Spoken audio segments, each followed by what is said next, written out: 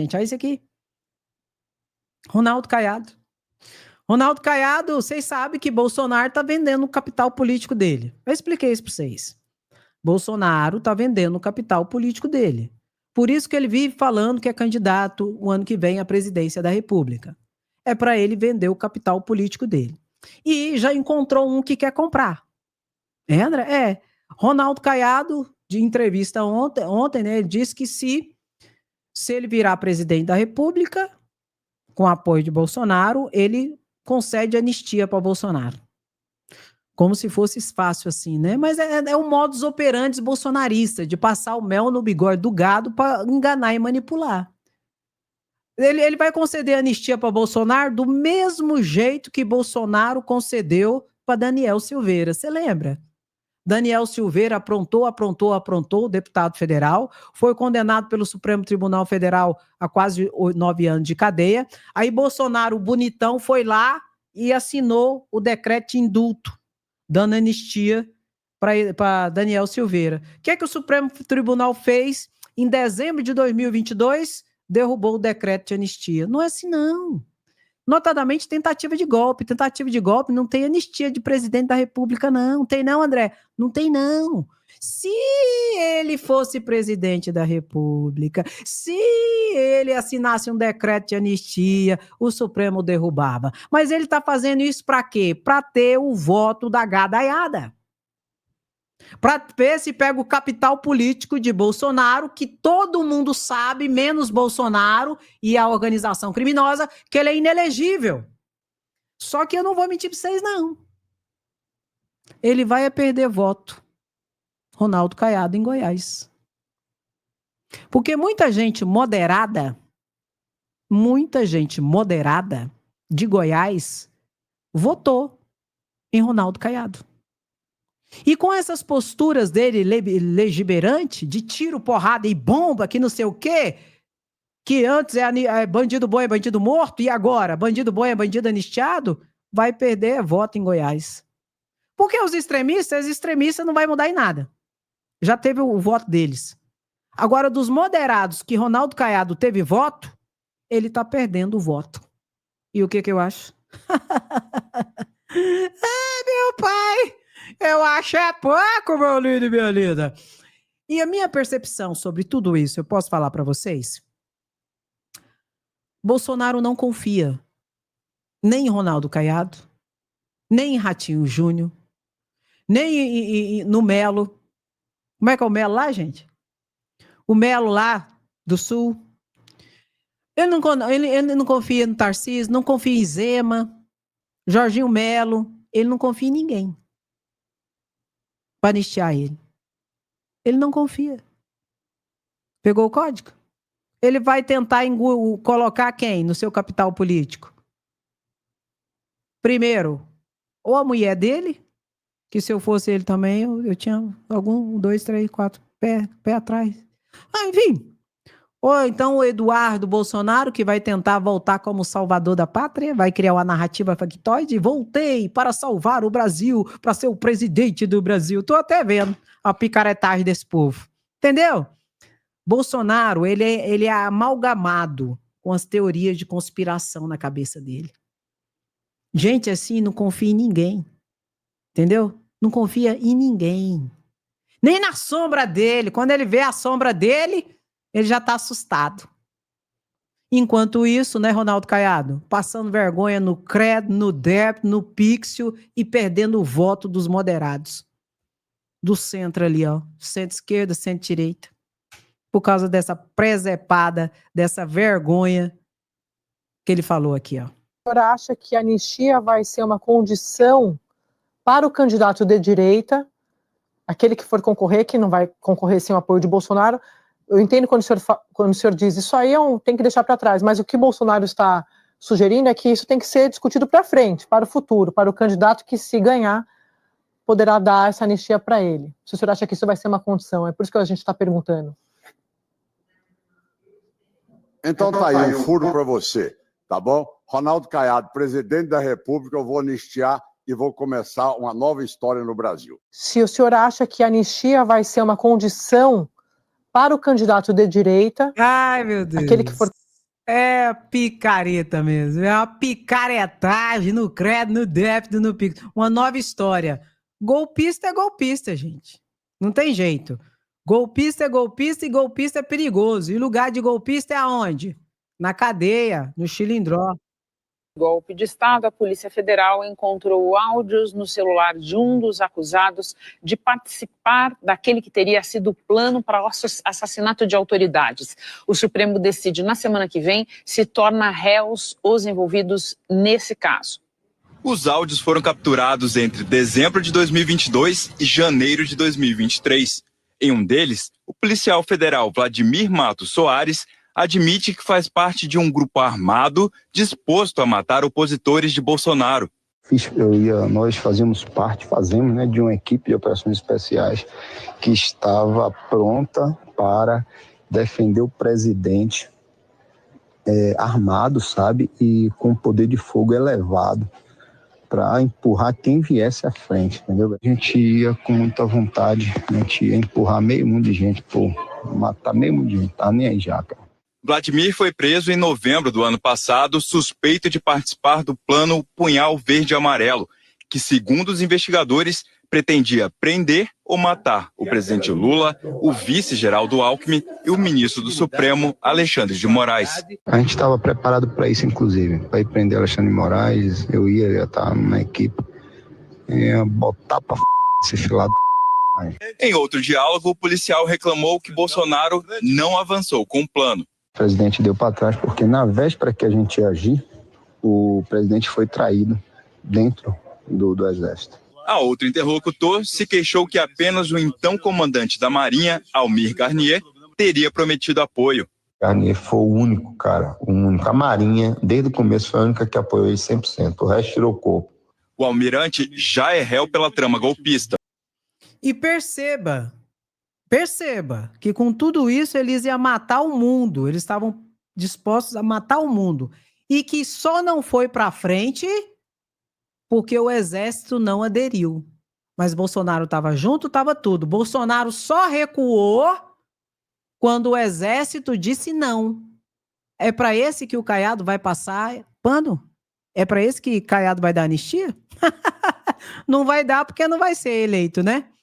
Não vai ser. Tá vendendo, é outro que tá comprando o peixe podre de Bolsonaro. Porque Bolsonaro tá tentando vender o peixe dele. E o Caiado caiu na rede. Só que é podre. O peixe é podre. E o lugar de bandido é na cadeia. E é tudo bravata pra inglês ver. Conversa pra boi dormir. Você lembra disso aqui? A Organização dos Estados Americanos, OEA, que tem um órgão chamado Comissão Interamericana de Direitos Humanos, que esteve aqui no Brasil, eu expliquei isso ontem para vocês, que esteve no Brasil para fazer um relatório e avaliar se o Brasil respeita os direitos humanos e se o Brasil é uma ditadura.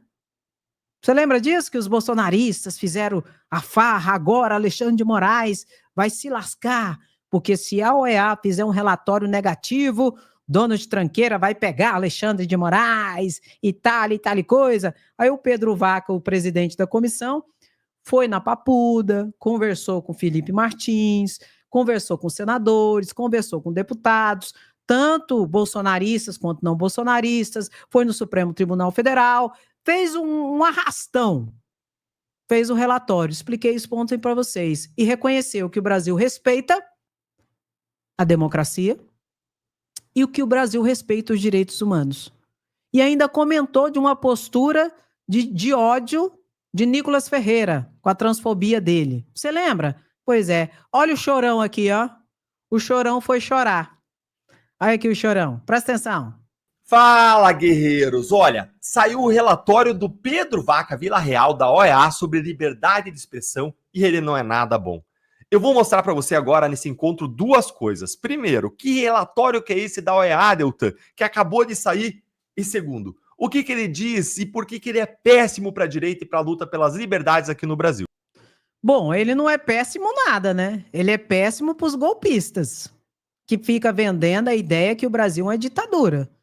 Porque o próprio órgão da OEA reconheceu que o Brasil defende a democracia e respeita os direitos humanos. Resumo da ópera do Chorão, vai dizer que o cara é comunista.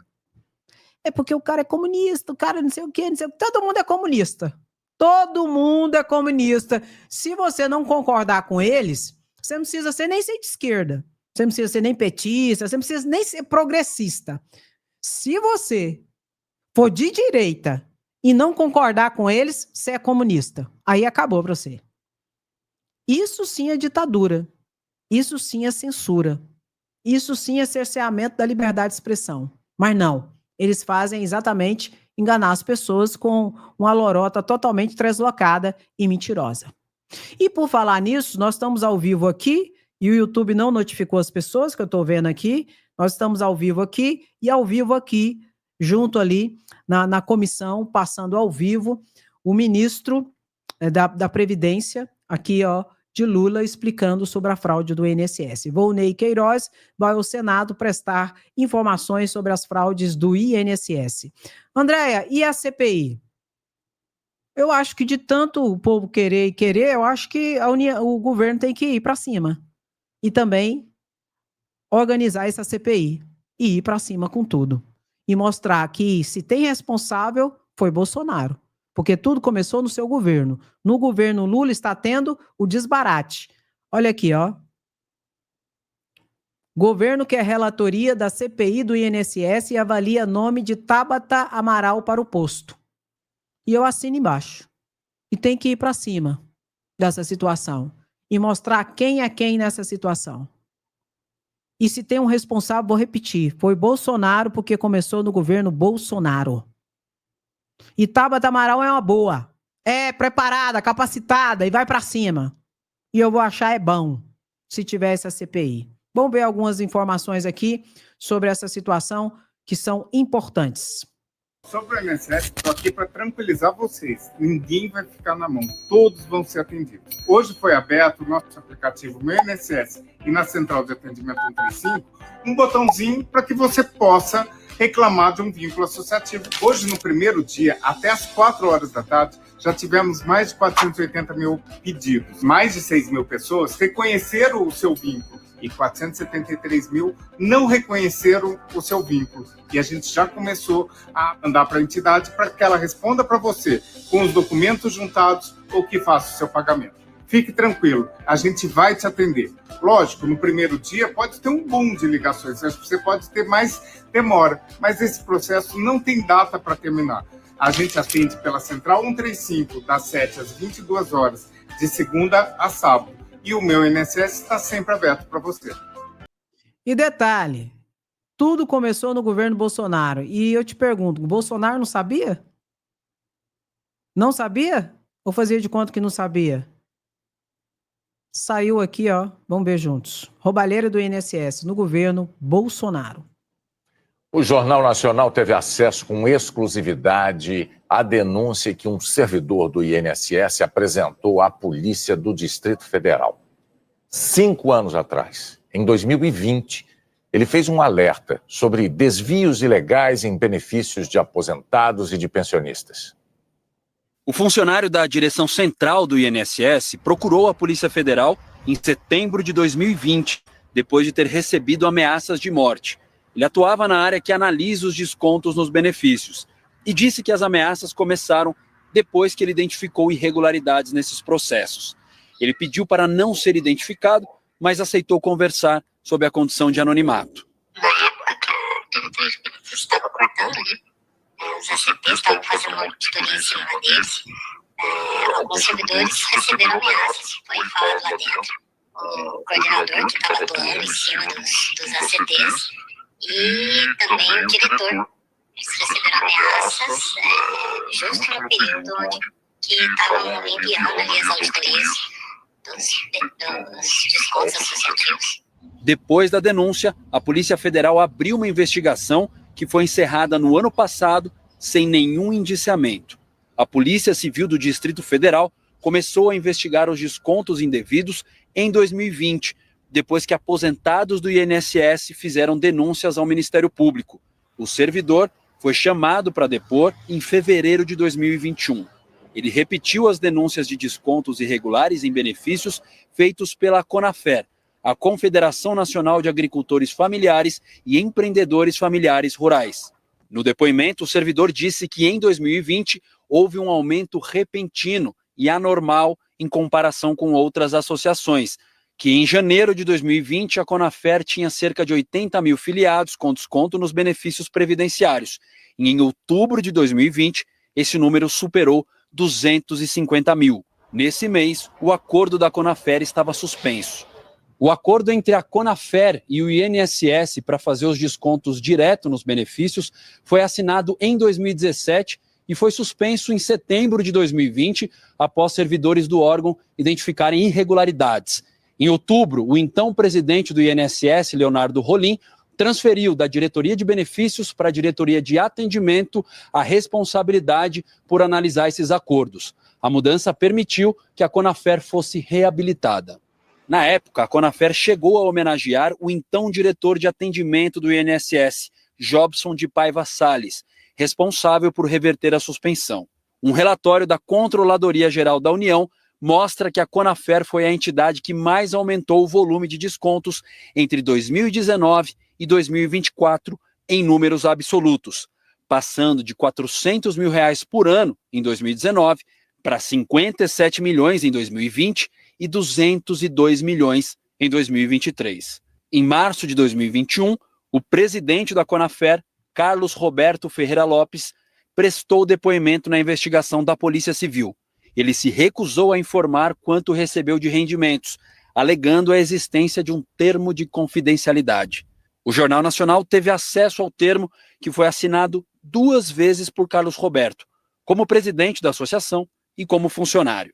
No depoimento, Carlos Roberto disse que a Conafer ou seus integrantes não foram responsáveis pela inserção de descontos indevidos nos benefícios de aposentados e pensionistas, mas sim, se tal fato ocorreu, a responsabilidade seria da Dataprev, empresa pública federal que processa os pagamentos do INSS.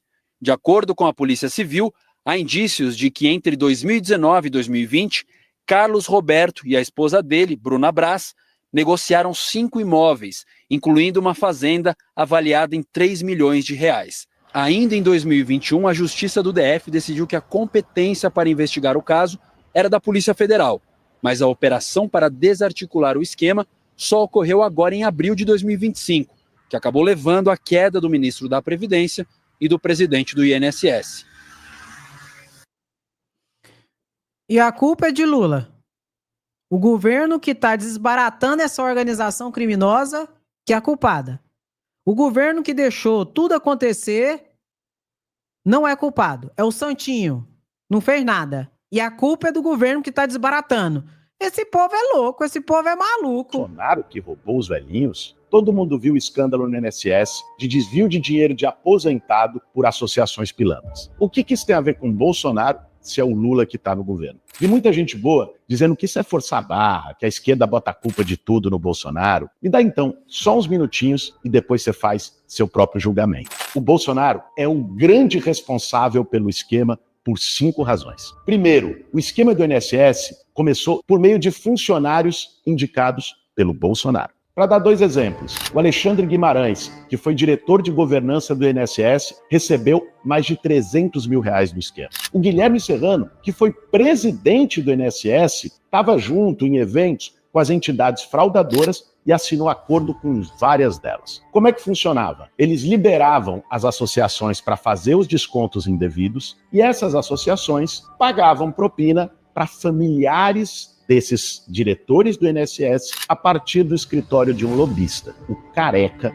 do INSS. Segundo, o Bolsonaro aprovou leis que facilitaram as fraudes. Em 2022, ele assinou a Lei 14.438, que acabou com a obrigação das entidades de revalidar as autorizações em desconto em folha dos aposentados e liberou caminho total para os golpes. Na proposta original, as entidades teriam que revalidar as autorizações todo ano. Passou para cada 3 anos. Quem você acha que ganhou com isso? Terceiro, o Bolsonaro assinou a maior parte dos convênios com fraude. Um exemplo, o acordo da Unaspub, uma dessas entidades, previu desconto de mais de 4% da aposentadoria de cada associado. E foi o presidente do INSS do Bolsonaro que liberou. Quarto, os ministros do Bolsonaro tinham conexões diretas com essas entidades picaretas. O Onyx Lorenzoni e o José Carlos Oliveira, que foram ministros da Previdência no governo dele, receberam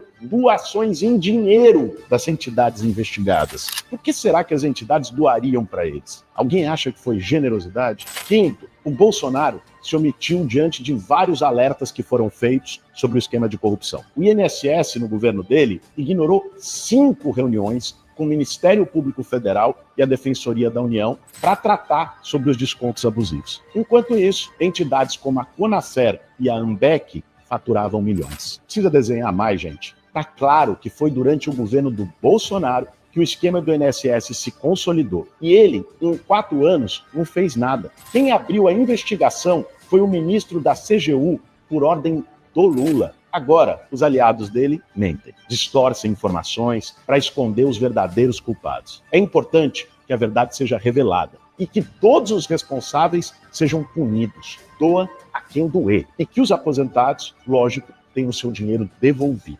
Agora, a gente não pode permitir que um assunto tão sério e indignante desse seja usado mais uma vez para enganar as pessoas. E você vai ficar do lado do presidente que durante 4 anos fez vista grossa e ajudou a fortalecer o esquema, ou daquele que botou o dedo na ferida e em menos de 2 anos mandou prender os responsáveis, mesmo sabendo que isso podia ser usado com briga política contra ele? Reflete e tira suas próprias conclusões.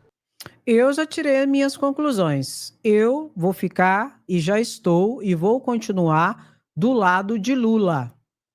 E vou pedir justiça para os bandidos, notadamente para os roubadores de emendas do INSS e os golpistas. O meu lado eu já tenho. Ai, você tem que ser imparcial. Bebê. Neutra shampoo de bebê. E pronto, acabou. Voos aposentados do roubo no INSS? Após 4 anos de roubo no governo Bolsonaro, em 2023, a CGU começa a investigar o caso, seguindo as ordens do presidente Lula. Depois, a operação Sem Desconto foi deflagrada pela Polícia Federal, polícia comandada pelo presidente Lula. Após descobrir o esquema, todas as entidades suspeitas tiveram seus contratos suspensos por ordem do presidente Lula. Tem mais. Todos os aposentados e pensionistas prejudicados pelo esquema terão seu dinheiro devolvido. Mais uma ação do presidente Lula. Agora pense bem. Se Bolsonaro fosse reeleito, o esquema do roubo no INSS continuaria existindo, sem investigação, como foi durante todo o seu governo. Graças a Deus, o Brasil elegeu o presidente Lula. Entendeu? Entendeu? Se Bolsonaro tivesse sido reeleito, esse esquema ia continuar. Para pensar. Esse esquema de roubo do INSS ia continuar, assim como continuou nos 4 anos do governo Bolsonaro, e o esquema de desvio de emendas secretas ia continuar, assim como aconteceu durante os 4 anos do governo Bolsonaro, ou não. Pegou o código? Só a partir dessa reflexão dá para você analisar, gente, e colocar as ideias no lugar e analisar. Agora, essa situação aqui, ó, dessa CPI da Virgínia aqui, de jogos, foi uma vergonha. Ela foi lá fazer marketing e ganhar muito dinheiro, só que ela perdeu 340 seguidores, viu? Só ontem. Porque tem gente que usa rede social para ficar rico e quer que o resto se exploda. E mesmo que seja uma situação perigosa, como o jogo, que ela faz propaganda.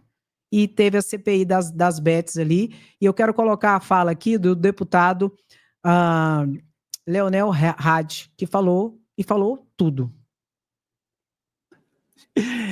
Pepe morreu. Peraí, cadê, gente?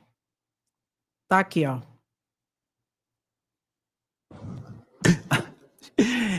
Eu quase chupei o microfone, mas eu vou tomar no meu copo Stanley hoje. Todo mundo acompanhou essa pataquada lá na CPI de Brasília. Super natural, né? Chupar o microfone ao invés do copo. Pra parecer cool, pra parecer legal. Pra utilizar um moletom da filha pra dizer que é humilde. para dizer que é uma pessoa humilde, bota uns óculos, parece Betty a Feia. É aquela sériezinha, Betty a Feia, ela era feia, daqui a pouco ela vira a princesa do baile. É uma brincadeira, sim, é uma disfarçatez, é uma falta de respeito com a população brasileira e, infelizmente, mais uma vez, o Congresso tem se prestado a um papel deplorável. Eu penso que nós temos que regulamentar as bets, proibir no que der e regulamentar nas outras possibilidades. Agora, o que nós não podemos admitir é propaganda enganosa e a influencer ganhando R$50 mil, como a Virgínia do Copo Stanley, daquela que chupa o microfone achando que é um canudo,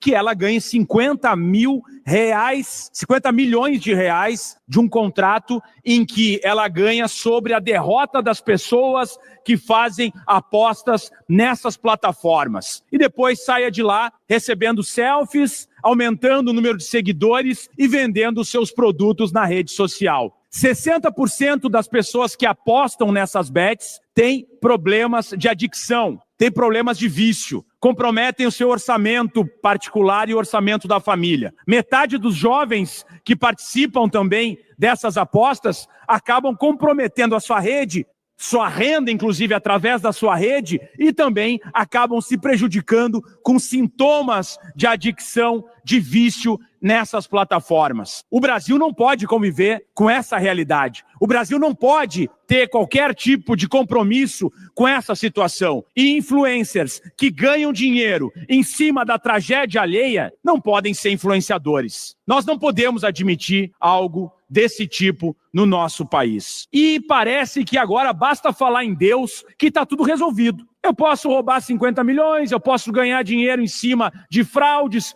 eu não jogo na casa de apostas, mas faço propaganda como se eu ganhasse nessas casas de apostas, que foi o que aconteceu ontem na fala. E aí fala em Deus, Deus isso, Deus aquilo, e as pessoas, essa é uma cidadã de bem, essa é uma cidadã temente a Deus. É tipo o Rodrigo Manga, que agora é réu por desvios de recursos na prefeitura de 11 milhões de reais. Vem ser preso em Sorocaba. Grande Rodrigo Manga.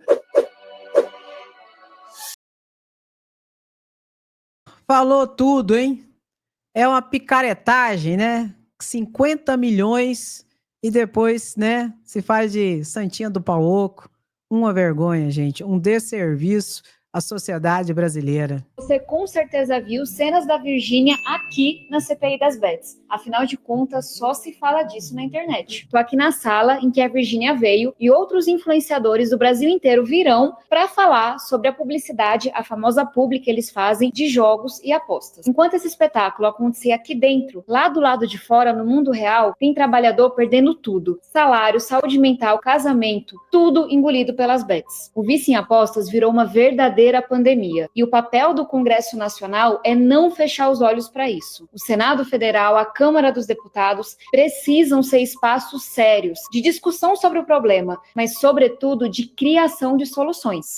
Mas vem cá. Fora todos os memes de ontem, você parou para prestar atenção no que estava sendo discutido aqui? Hoje, sem regras claras, essas apostas estão prejudicando milhares de pessoas, milhares de famílias brasileiras. A gente sabe que muita gente gosta de fazer a sua fezinha e não tem problema nenhum com isso. O problema é quando a fezinha vira vício, que vira dívida, que vira desespero, destruindo lares inteiros. É por isso que eu e os parlamentares do Gabinete Compartilhado aqui do Congresso Nacional estamos apresentando um conjunto, um pacote, com 4 projetos de lei para a gente regulamentar de forma séria as bets aqui no Brasil. O primeiro projeto de lei é ousado, mas necessário. Ele diz que jovens que têm entre 18 e 21 anos e pessoas que estão no CAD único, ou seja, recebem BPC, Bolsa Família, Pé de Meia, não podem apostar. Nada de dinheiro de programa social para apostas. O segundo projeto de lei limita a publicidade, marketing, propaganda que é feito pelas bets e também deixa ali, bem claro, que nas plataformas tem que estar em alto e bom som quais são os riscos que uma pessoa tem quando faz uma aposta. O terceiro projeto de lei cria uma poupança automática para o apostador. Ou seja, de cada R$100 que ele vai apostar, 25 vão automaticamente para uma poupança. E esse dinheiro só pode ser acessado depois. O quarto projeto de lei proíbe que ministros, reguladores, gente do alto escalão do governo federal seja sócio de empresas como são essas casas de apostas. Esse aqui é óbvio, né? Quem faz as regras não pode estar lucrando dinheiro com quem aposta. A gente sabe que proibir muitas vezes não resolve nada, mas mas isso não quer dizer que a gente não possa, que a gente não tenha o dever de olhar para as pessoas que hoje estão doentes e sofrendo com as apostas. É por isso que nós tivemos coragem de propor soluções concretas, ousadas, até polêmicas alguns diriam, mas que de fato olham para os estudos e trazem soluções para esse problema tão grave que a gente está vivendo. Além disso, nós vamos apresentar um segundo pacote de projetos voltado inteiramente para a saúde mental, para que quem hoje sofre com um vício em jogos possa ser tratado, possa ser acolhido. Quem tem milhões de seguidores pode e deve usar esse poder, usar essa influência, mas a gente espera que seja para o bem, né? E para você, a gente precisa ou não de regras mais claras, mais rígidas em relação às apostas aqui no Brasil? Deixa aqui nos comentários e vem fazer parte dessa conversa. É claro que precisa de regras mais rígidas. Senão vai continuar esse monte de gente aí ganhando milhões e milhões de reais em cima da desgraça dos outros. E isso é muito triste. Outra situação muito triste é o genocídio que Israel está fazendo na faixa de Gaza. Inclusive, membros do governo Benjamin Netanyahu disse que tiveram a carta branca de Trump para acabar de fazer o genocídio, acabar com tudo lá em Gaza, para pegar aquela terra para eles, porque tem outros interesses, não é? E o deputado Guilherme Cortez fala sobre isso, que é muito grave e está acontecendo hoje no mundo. A população mundial, quando soube a verdade que aconteceu durante o Holocausto, dos horrores cometidos pelo nazismo na Segunda Guerra Mundial, as pessoas puderam dizer: eu não sabia que isso estava acontecendo. Hoje, ninguém pode dizer que não sabe o que está acontecendo na faixa de Gaza. É o primeiro caso de genocídio televisionado da história da humanidade. Hoje eu venho nessa tribuna para lembrar que hoje é o dia da tragédia palestina. Tragédia que em árabe se chama Nakba. Essa data tem esse significado porque 77 anos atrás começou o processo de expulsão dos palestinos do seu território. E hoje já completamos mais de 1 ano e meio desde que o Estado de Israel iniciou uma onda de genocídio, de limpeza étnica, de ataque desproporcional contra o povo civil na faixa de Gaza e em todo o território palestino. Os horrores que a gente já se acostumou a ver, que acontecem todo dia na faixa de Gaza e na Palestina, imagens de crianças despedaçadas, de mulheres mortas, de prédios destruídos, toda uma região inteira reduzida a pó e a destroços, porque o que a gente está vendo acontecer todo dia na faixa de Gaza é o aniquilamento de civis, é o governo de Israel junto com Trump nos Estados Unidos dizendo que defende uma limpeza total, inclusive para fazer empreendimentos imobiliários na faixa de Gaza. É um absurdo, não tem outro nome, é genocídio, é limpeza étnica. Isso só tem precedente na história aos horrores que foram perpetrados pelo regime nazista na Alemanha na Segunda Guerra Mundial. E para quem diz, mas a Palestina é uma coisa muito longe e prefere não se preocupar com isso, eu digo que para mim toda a vida tem o mesmo valor. Da mesma maneira como me comove as imagens que acontecem agora na favela do Moinho, em São Paulo, eu fico igualmente comovido quando eu vejo essas imagens de horror que acontecem na faixa de Gaza. A população mundial, quando soube a verdade que aconteceu durante o Holocausto, dos horrores cometidos pelo nazismo na Segunda Guerra Mundial, as pessoas puderam dizer: eu não sabia que isso estava acontecendo. Hoje, ninguém pode dizer que não sabe o que está acontecendo na faixa de Gaza. É o primeiro caso de genocídio televisionado da história da humanidade. E ninguém faz nada. E pouca coisa, né, às vezes pode ser feita. Um absurdo que está acontecendo ali, gente. Eles estão matando crianças, estão matando mulheres, estão matando civis. E está sendo televisionado pela TV aí, ó. E ninguém faz nada. Uma coisa horrorosa. Horrorosa. Muito triste o que está acontecendo ali em Gaza. E muito possivelmente eles vão matar todos que ficarem para tomar aquela terra. Para pegar aquela terra para si. É isso que eles vão fazer. Isso é um absurdo. Muito triste essa situação. Vamos ver agora ao vivo a comissão. Nós estamos ao vivo aqui e ao vivo aqui. É por isso que está dividindo, inclusive, o público. Mas eu quero destacar a fala de Randolfo Rodrigues, para a gente, antes de encerrar a live. A fala do Randolfo Rodrigues, eu acho que foi muito pertinente aqui em relação a toda essa situação do INSS. Vamos vermos juntos aqui. Primeiramente, cumprimentar ao ministro e, inicialmente, destacar o seguinte. Destacar o último ponto da apresentação do ministro. Esse esquema não foi montado, não foi arquitetado nesse governo, mas está sendo apurado e vai ser concluído aqui durante este governo. Eu queria começar aqui fazendo uma linha do tempo, porque muito é falado sobre a MP 871, dizendo que a MP 871 seria um MP de combate às fraudes. Presidente, ministro, a marca fantasia que diziam era essa. Mas é importante nós dizermos aqui do que estamos tratando, sobre o que nós estamos nos referindo. A fraude que propunha a MP 871, que se diziam na época, era contra os beneficiados. Eles queriam limitar o auxílio-doença, acabar com o auxílio funeral, reduzir os benefícios dos beneficiados. E a fraude que foi desbaratada, investigada pelo nosso governo, diz respeito à revalidação da autorização de descontos de entidades criminosas. Então vamos à linha do tempo desse tema. Sobre esse tema, o dispositivo que estava na MP 871 teve várias propostas de alteração e de supressão, e não foi somente de parlamentares da base do governo, não, ministro Volney. Eu estou aqui, olha, meu querido, eu tenho aqui uma emenda a essa medida provisória no mesmo termo, do meu querido colega, deputado Luiz Carlos Mota, hoje do PL, foi nosso relator do orçamento, e não quero fazer nenhuma acusação ou ilação em relação a ele. Ele fez uma emenda nesse sentido, obviamente pelas razões dele. Mas esta fraude aqui ocorrida, a atuação do principal lobista, do famoso careca do INSS, como aparece na imprensa, a atuação dele se dá sobretudo com a captação indevida de dados do INSS. Aí sobre isso é importante ser dito uma coisa, meus colegas senadores. Foi apresentado nessa MP 871 uma emenda. A emenda foi apresentada para que tivesse transparência dos dados do INSS por um deputado do PSB. E o que foi feito pelo então presidente Jair Bolsonaro? Ele vetou esse dispositivo que garantiria maior transparência. É o artigo 124 dessa medida provisória. E essa medida provisória 871, ao final, acabou sendo aprovada. Mas postergando por 3 anos, até dezembro de 2021, a revalidação dos dados. Mais adiante teve outra MP, a MP 1006. E é bom se destacar, o relator dessa MP 871 foi um relator do PL. Hoje um relator do PL que, inclusive, veio a ser candidato do presidente da República a prefeito de Manaus, posteriormente. Teve outra MP, a MP 1006. O relator, de novo, foi um deputado do PL. Nessa, inseriu no texto do dispositivo que a revalidação dos descontos, ministro, só iria até 31 de dezembro de 2022. O presidente da República de então, o presidente Jair Bolsonaro, não vetou. Mas aí teve uma terceira medida provisória, 1007. Foi colocado um jabuti nessa medida provisória, revogando a revalidação da autorização de descontos. Foi aprovado pelo parlamento. O senhor presidente da República de então, Jair Bolsonaro, que fez?